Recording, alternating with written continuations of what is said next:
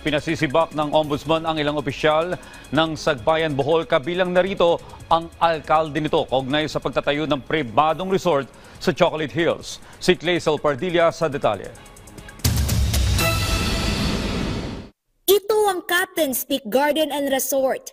Itinayo sa gitna ng mayabong, pamoso at protected area na Chocolate Hills sa Bohol. Ang mga taong nasa likod umano ng paglapastangan sa kinikilala rin bilang National Treasure at UNESCO World Heritage Site, pinasisibak ng Office of the Ombudsman. Kabilang sina Mayor Restituto Suarez III ng Sagbayan Bohol, ang Zoning Administrator at Municipal Building Official ng lokal na pamahalaan.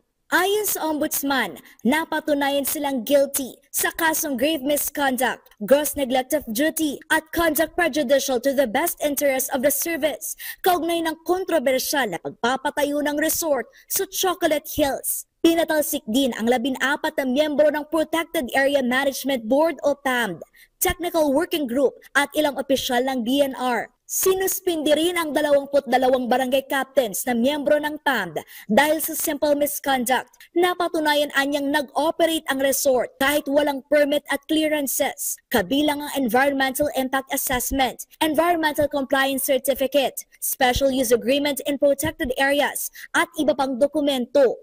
Sinuspindi rin ang Office of the Ombudsman si Nueva Ecija Governor Aurelio Umali. Pinatawan siya ng 1 taong suspensyon na walang sahod. Nag-ugat yan sa pag-i-issue umano ni Umali ng mga quarrying permits nang walang requirements mula sa Department of Environment and Natural Resources. Sinusubukan ng PTV na kunin ang kanyang pahayag. Clazel Pardilla para sa Pambansang TV sa Bagong Pilipinas.